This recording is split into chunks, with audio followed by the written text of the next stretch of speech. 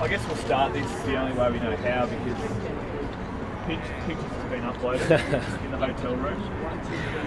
Excited to do it again. Well, that wasn't my decision, to be honest. Really? It was taken above me, and there was a straw pole in the room, and they said it needed to be done, so there it is. What was last night like? Tell us about the celebration if you can. It was a bit of a surreal night. I didn't expect to win, definitely not win by as much as I did. And it sort of gradually sunk in as the night wore on. It was a long night. I was able to celebrate with the rest of the Fremantle players and a number of other players across the competition. Ended up with Travis Boak and with Travi in the late hours of the night. So yeah, it's amazing to be able to wake up and consider myself alongside the names of Goods, Ablett, Judd, guys that I idolised growing up. What does that mean to you, Nat? Because you'll always be known as the Brownlow medalist with Nat Fyfe. So what does that mean to you? It sits uncomfortably somewhat at the moment. Those guys are idols of mine. I think in time it'll sort of sink in, become a little bit more realistic, but at the moment it seems a little bit surreal. Social media are already regarding you as the greatest Docker ever. How does that sort of tag sit well with you? I think it's premature. Yeah. Matthew Pavlich is the greatest player to ever play for Fremantle, took us to a grand final, and that's something I want to do. I've never captained a final for our footy club. Yeah. I've got 2 Brownlows now, and I've never captained our team in a final, and I've got no premiership medallions, so that is wholeheartedly where my focus lies for next year and beyond. You've had your doubters because of your injuries since your last Brownlow medal.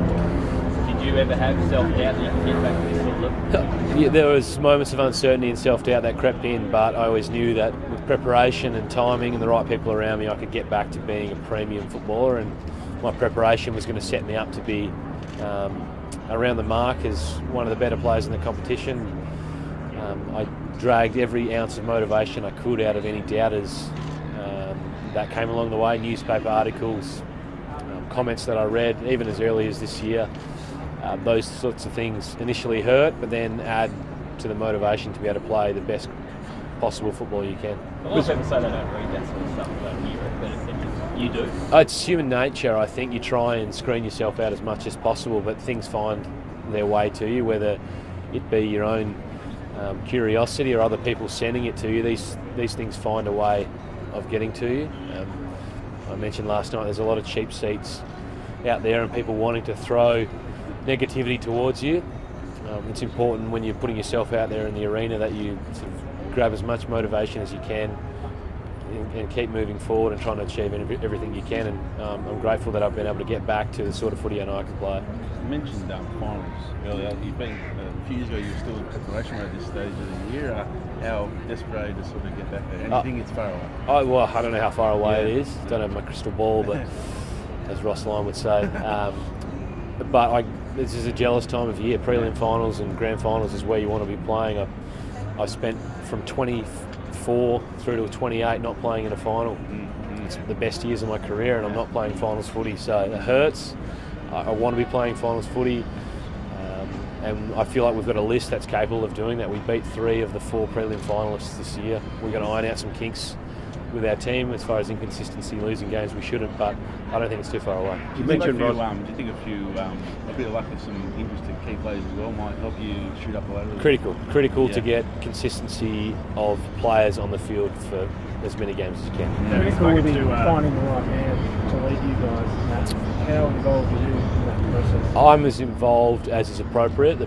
As a player and captain, I can't be making executive calls, but Peter Bell and I have been in regular contact throughout the process. I know they've been interviewing over the last couple of weeks, getting close to a short list. He keeps me in the loop, but ultimately it's up to me, David Mundy, the other senior leaders, to be able to get on board with whoever our new senior coach is and really drive our club forward in 2020. Do you know Justin Longley? Have you ever... He was a development coach in my first year. What was your impression then? He's great. He played a bit of a backseat role as a development coach, working more with the first to third year players. I'm aware that he's gone to West Coast and Collingwood and developed himself since then. I'm sure he's a part of the interview process at the moment. I believe you spoke to Ross. How was that conversation? What did you have to say? It was good. He was the first person I rang afterwards. I did the press conference by myself. Last time he sat alongside me and answered all the questions. So So I missed him. I wanted him to be there. He's been a big part of my career and played an important role in getting me to where I am today. So I rang him. He said he doesn't often cry, but he shed a couple of tears and was quite emotional. So he'll be a person that remains in my life for many years to come. Looking after your body, do you do Pilates? Someone said I do. I do. Yes, I do. I mean, what's the benefit? 20 games, as opposed to 16 or 15 that I've been stacking up the last couple of years. Just with Ross, Nat, has it taken a while for it to sink into you that he won't be there next year, given your relationship is so close? The industry moves very quick. We had to prepare the next week to play Port Adelaide, and then it's off season from there. So industry moves very quickly. It'll be a different environment when we turn up in November later this year with a new coach. There'll be some clear air, there'll be some uncertainty. We have to really get on board, embrace the decision. What's happened has happened. There's no looking back. It's all about moving forward. You mentioned earlier how... What about a premiership? I mean, you touched on it last night. How much do you do for that? It's everything that motivates me. I constantly think about my position in the game, where I'm at, my position as a leader. Everything that I'm doing is to serve the Fremantle Footy Club and be a part of finals footy and ultimately a premiership. We haven't won a premiership at Fremantle in 25 years. To be a part of that first team is going to be an incredible feeling, and I'm hopeful that I've got 6 or 7 years to try and make that a reality. You mentioned earlier how a few good prime years have been wasted. I guess looking at Scott Pendlebury, he was sort of going through a similar thing before they sort of shot up the ladder last year. Did you sort of draw inspiration and not lose hope when you sort of see cases like that? Oh, potentially. The game changes quickly. Brisbane Lions are a good example of that. You can get a few key pillars right and all of a sudden you can go from a team that's languishing to in top 4 finals, premiership contention. So anything can happen. We've got key ingredients at our club with leadership that we need to get right and everyone driving in the same direction, and I think we can shoot up the ladder pretty quick. What does the rest of today look like? Hopefully some sleep. Have you not slept? No, I haven't yet at this stage.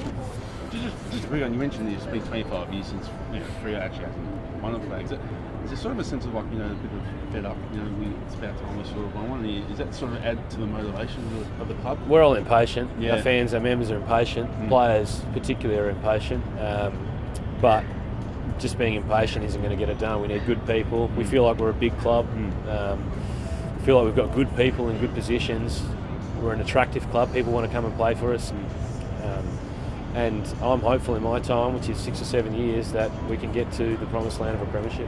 Will Tim Kelly want to play for you, do you think? I hope so. Do you think they're a realistic option? This morning you sort of hinted that you thought you might have been some financial barriers anyway.